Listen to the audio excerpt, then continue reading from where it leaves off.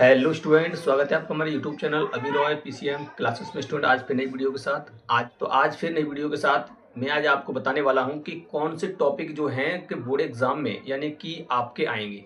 ठीक है, यानी केमिस्ट्री के जो मोस्ट इंपोर्टेंट टॉपिक हैं, कुछ उन टॉपिकों को अवश्य आपको तैयार करना है ताकि आपका कोई भी प्रश्न बोर्ड एग्जाम में ना छूटे। ठीक है नहीं, तो आज की इस वीडियो में आपको बताने वाला हूँ वो मोस्ट इंपोर्टेंट टॉपिक जो बोर्ड एग्जाम में पूछे जाने वाले हैं, यानी कि वो सबसे ज़्यादा आते ही हैं। इन टॉपिकों को अवश्य तैयार करना है ताकि आपका बोर्ड में अच्छा हो सके। ठीक है नहीं, यानी कि 25 तारीख का केमिस्ट्री का पेपर है। आप क्या करना, आज रात में इसको तैयार कर लेना। ठीक है, ताकि आपका ये टॉपिक जो है क्लियर हो जाए। और यदि आपको ये तैयार है तो कोई डरने की बात नहीं है, आपका इसी में से पेपर आएगा। ठीक है, जितना भी पेपर आएगा केमिस्ट्री का वो इसी जो टॉपिक मैंने छांटे हैं उन्हीं में से आएगा। ठीक है, आपको इतने ही टॉपिक आपको क्या करने हैं, तैयार करने हैं। क्लियर स्टूडेंट, तो चलिए मैं आपको यहाँ पर वो टॉपिक बताने वाला हूँ जो कि बोर्ड एग्जाम में आपके आएंगे, और देख लेना इनमें से ही आपका पूरा पेपर छपेगा। ठीक है, मोस्ट इंपोर्टेंट टॉपिक हैं जो मैं यहाँ पर लेके आया हूँ। इन टॉपिकों को अवश्य आपको तैयार करना है ताकि आपका बोर्ड में जाकर के अच्छा हो सके। ठीक है नहीं, और आपके अच्छे मार्क्स आ सकें। ठीक है नहीं, जब अच्छे अंक आएंगे तो अच्छा रिजल्ट आपको मिलेगा। ठीक है नहीं, इसलिए इन टॉपिकों को अवश्य तैयार कर लेना। ठीक है स्टूडेंट, तो इन टॉपिकों को तुम अवश्य तैयार करना ताकि आपका बोर्ड में अच्छा हो सके। तो चलिए मैं उन टॉपिकों को बता देता हूं जो मैं यहाँ पर छांट के लेकर आया हूं। बहुत ज़्यादा इंपॉर्टेंट है, इनको अवश्य तैयार कर लेना। ठीक है, इनको छोड़ मत देना। ठीक है, तो चलिए मैं यहाँ पर उन टॉपिकों को आपको यहाँ पर बताने वाला हूँ। ठीक है, तो चलिए केमिस्ट्री में जो टॉपिक हैं आपके, बहुत सारे टॉपिक हैं। ठीक है, इसमें से मैं आपको बताने वाला हूँ मोस्ट इंपोर्टेंट टॉपिक। ठीक है, तो चलिए सबसे पहला टॉपिक आप अपनी कॉपी पर नोट करिए। सबसे पहला टॉपिक है जो कि आपका है बिलियन तथा बिलियनों के प्रकार, यानी कि बिलियन क्या होते हैं। ठीक है नहीं, बिलियन किसे कहते हैं और बिलियनों के प्रकार क्या हैं उसके बारे में आपका पूछता है। ठीक है, और इसके बाद है हेनरी का नियम। दूसरा क्या है, हेनरी का नियम, बहुत ज़्यादा इंपॉर्टेंट है। हेनरी का नियम आपका अक्सर पूछा ही जाता है। ठीक है, उसके बाद आप पता है इसी में आपका होता है मोलरता, और उसी के बाद मोललता। ठीक है, आपका ये टॉपिक है। ठीक है, इनको आपको अवश्य तैयार करना है। और आपका है राउल्ट का नियम। राउल्ट का जितने भी आपके नियम है ना, ये बहुत ज़्यादा आते हैं। राउल्ट का भी नियम आपका क्या है, बहुत ज़्यादा इंपॉर्टेंट है। ठीक है, तो ये आपका 5वां है राउल्ट का नियम। उसके बाद कोलराउज का नियम है। कोलराउज के नियम को भी आपको तैयार करना है। ठीक है, कोलराउज का नियम आपको तैयार करना है, ये समझ लेना, बहुत ज़्यादा इंपॉर्टेंट है। ठीक है स्टूडेंट, इसके बाद है आपका आदर्श तथा अनादर्श विलयन क्या होते हैं। आदर्श विलयन क्या होता है और अनादर्श विलयन क्या होते हैं, इनको भी आपको तैयार करना है। ठीक, उसके बाद है आपका है विद्युत चालकों के प्रकार। विद्युत चालक क्या होते हैं और उनके प्रकार क्या हैं, उनको भी आपको तैयार करना है। जैसा मैं बताता जा रहा हूँ उन टॉपिकों को आप नोट करते चलिए और इन टॉपिकों को कहीं ना कहीं से तैयार कर लीजिए। देखिए मैं इन पर वैसे वीडियो बना देता, परंतु मैं यहाँ पर किसी काम से बाहर आया हूँ, इसलिए इन टॉपिकों पर वीडियो नहीं बना सकता। ठीक है, इसके बाद मैं आपको बताना चाहता हूं कि ये टॉपिक अगर आप इनको तैयार कर लोगे तो 101% आपका इसी में से पेपर फंसेगा। ठीक है, तो चलिए इसके बाद है आपका मोलर चालकता क्या होती है, जो मैंने बताई दिया आपको। इसके बाद है आपका 10वां है विशिष्ट चालक क्या होता है या चालकता क्या होती है, यानी कि विशिष्ट चालकता क्या होती है, और या हम कह सकते हैं विशिष्ट चालकत्व होता क्या है उसके बारे में। ठीक, उसके बाद है आपका सबसे ज्यादा इंपॉर्टेंट है, वो है आपका परासरण दाब। ठीक है, इसको अवश्य तैयार करके जाना, परासरण दाब क्या होता है। ठीक है, इसको अवश्य तैयार करके जाना है। उसके बाद है आपका है फैराडे के विद्युत अपघटन नियम, यानी कि फैराडे के विद्युत अपघटन के जो नियम हैं उनको भी आपको तैयार करना है। ठीक है, सबसे ज्यादा इंपॉर्टेंट है। इसके बाद इलेक्ट्रोड क्या होते हैं, ये आपका टॉपिक है, इलेक्ट्रोड क्या होते हैं। ठीक है, ये आपका टॉपिक है, इसको अवश्य तैयार करना है। उसके बाद आपका जो है इलेक्ट्रोड क्या होता है। ठीक है, इलेक्ट्रोड के बारे में आपको पढ़ना है, छोटा सा टॉपिक है, ज़्यादा बड़ा टॉपिक नहीं है। इसके बाद है आपका 14वां है आपका 14वां है इलेक्ट्रोड विभव किसे कहते हैं। ठीक है, इलेक्ट्रोड विभव क्या होता है, इसको अवश्य तैयार करना है। उसके बाद आपका 15वां है विद्युत रसायन श्रेणी, यानी विद्युत रसायन श्रेणी क्या होती है, इसको भी अवश्य तैयार करना है। ठीक है, विद्युत रसायन श्रेणी क्या है। इसके बाद विद्युत रासायनिक सेल, ये आपका जो है विद्युत रासायनिक सेल यानी कि 16वां आपका ये टॉपिक है, इसको आपको अवश्य तैयार करना है। ठीक है स्टूडेंट, वो विद्युत रसायन सेल क्या होते हैं, ये कितने प्रकार के होते हैं, इनको भी आपको अवश्य तैयार करना है। इसके बाद आपका है यानी कि 17वां है सेल का विद्युत वाहक बल। सेल का ईएमएफ क्या होता है, ठीक है नहीं, इलेक्ट्रोमोटिव फोर्स क्या होता है, इसके बारे में आपको अवश्य तैयार करना है। ठीक है, तो जो मैं आपको ये टॉपिक बता रहा हूँ इनमें से ही आपका बोर्ड में आएगा। आप इन्हीं टॉपिक को तैयार कर लीजिए बस, ठीक है ना, इतने ही टॉपिक आपको तैयार करने हैं। इसके आगे आपका है 18वां है आपका वेग नियम। वेग नियम क्या होता है, या हम कह देते हैं दर व्यंजक, इसका व्यंजक लगाने के लिए आता है वेग स्थिरांक वगैरह, ठीक है नी, इनको आपको तैयार कर लेना है। इसके बाद है आपका 19वां है आपका अवक्रिया की दर या वेग। अवक्रिया की दर क्या होती है या वेग क्या होता है, इसके बारे में आपको अवश्य तैयार करना है, बहुत ज़्यादा इंपॉर्टेंट है, ठीक है स्टूडेंट। जितने भी मैंने आपको टॉपिक बता रहा हूँ इनको अवश्य तैयार करना है स्टूडेंट। इसके बाद है आपका 20वां जो है आपका वो है अर्ध आयु काल। अर्ध आयु काल क्या होता है, इसको आपको तैयार करना है। अर्ध आयु काल क्या होता है, ठीक है, इसको आपको अवश्य तैयार करना है। उसके बाद आपका 21वां जो है वो है शून्य कोटि की अवक्रिया। शून्य कोटि की अवक्रिया, इसी में आपकी प्रथम कोटि की अवक्रिया आती है, ठीक है नहीं, प्रथम शून्य कोटि की अवक्रिया, प्रथम कोटि की अवक्रिया, ठीक है नहीं, तो ये तुम्हारा क्या है, इसको याद करना है। द्वितीय कोटि की अवक्रिया, ये भी आपके क्रम से टॉपिक है। शून्य कोटि की अवक्रिया, प्रथम कोटि की अवक्रिया और द्वितीय कोटि की अवक्रिया, इनको आपको तीनों को तैयार करना है, ठीक है। अवक्रिया की कोटि क्या होती है, इसको भी आपको तैयार करना है, ठीक है नहीं, इसको भी आपको तैयार करना है। तो ये आपके यहाँ तक 24 टॉपिक हो गए। इसके बाद देखिए, इसके बाद आपका जो आता है ब्लॉक संबंधित आता है, यानी कि ब्लॉक के तत्व वगैरह, ठीक है नहीं, इसमें आपका देखना है संक्रमण तत्व क्या होते हैं, ठीक है नहीं, संक्रमण तत्व क्या होते हैं, इसको आपको तैयार करना है, ठीक है नहीं। ब्लॉक के तत्व यानी कि संक्रमण तत्व होते क्या हैं, इनको आपको तैयार करना है। इसके बाद आपका जो है वो है लेंथनाइड और एक्टिनाइड श्रेणी के तत्व, ठीक है नहीं, लेंथनाइड और एक्टिनाइड श्रेणी के तत्व। उसके बाद है आपका उपसहसंयोजक यौगिक। क्या है, उपसहसंयोजक यौगिक। देखिए इनसे आईयूपीएससी नियम भी आ जाता है कभी कभी, ठीक है, तो इनको आपको देख लेना है। उपसहसंयोजक यौगिक क्या होते हैं उनके बारे में आपको पढ़ना है।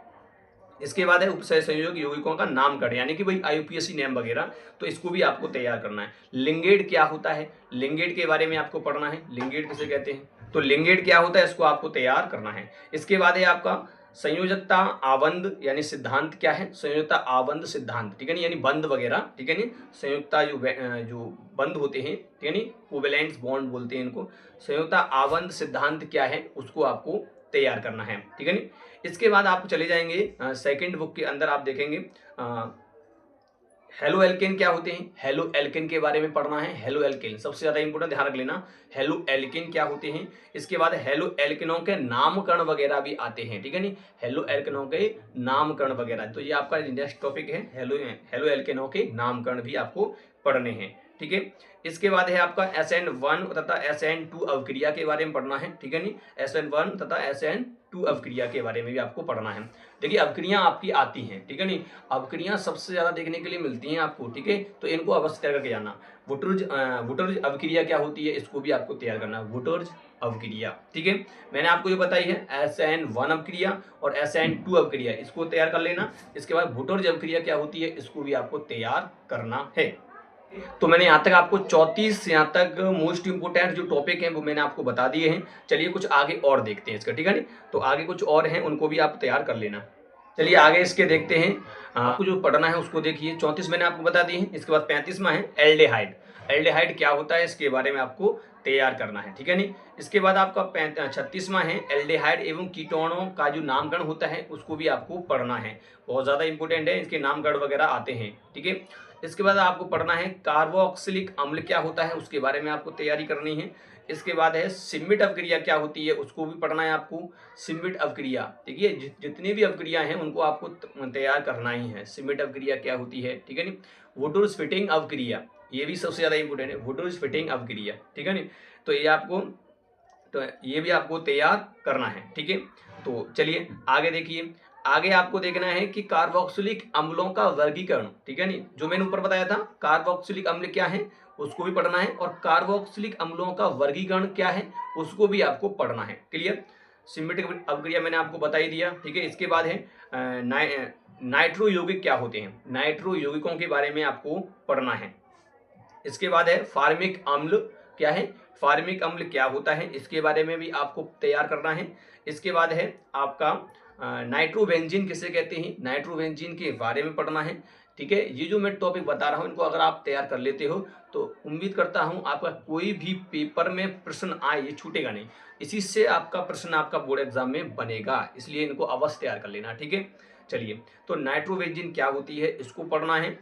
अगला जो टॉपिक है आपका वो है एथिल एमीन बनाने की विधि। देखिए ये आता है एथिल एमीन बनाने की विधि, सबसे ज्यादा इंपॉर्टेंट है एथिल एमीन बनाने की विधि। ठीक है, इसके बाद है आपका कार्बोहाइड्रेट क्या होते हैं। कार्बोहाइड्रेट मोनो और डाई और ट्राई, मतलब मोनोसेकेराइड, डाइसेकेराइड, ये वगैरह कार्बोहाइड्रेट होते क्या हैं। ठीक है स्टूडेंट, तो इनको भी आपको तैयार करना है। आगे है आपका यहाँ पर मॉलिस परीक्षण क्या है। ठीक है नहीं, ठीक है नहीं, यानी कि मालिश परीक्षण के बारे में आपको यहाँ पढ़ना है। डाइसेकेराइड जो उसी में आता है, कार्बोहाइड्रेट्स जब पढ़ोगे तो उसी में आपका आएगा क्या, मोनोसेकेराइड, डाइसेकेराइड, पॉलीसेकेराइड, ये आपको पढ़ना। देखिए ये नीचे टॉपिक दिए भी हैं, डाइसेकेराइड क्या होता है, पॉलीसेकेराइड क्या होता है, ये भी आपको पढ़ना है। ठीक है, ये टॉपिक है जो मैं नाम बोल रहा हूँ उनको। ठीक है, और मैं यहाँ पर नंबरिंग नहीं बोल रहा हूँ, नंबर से आप खुद काउंट कर लेना कितने टॉपिक हो गए। जो मैं बोल रहा हूँ उतना आपको तैयार कर लेना है। यानी कि मैंने बताया डाइसेकेराइड क्या होता है ये भी पढ़ना है, और पॉलीसेकेराइड क्या होता है इसको भी आपको तैयार करना है। ठीक है, इसके बाद आप पढ़ना सेलुलोज। सेलुलोज क्या होता है कि पेड़ पौधे जो होते हैं उनकी पत्तियों जो छाल वगैरह होती है उसमें पाया जाता है। ठीक है, सेलुलोज क्या होता है ये भी आपको पढ़ना है। एमिनो अम्ल क्या होता है इसको आपको तैयार करना है।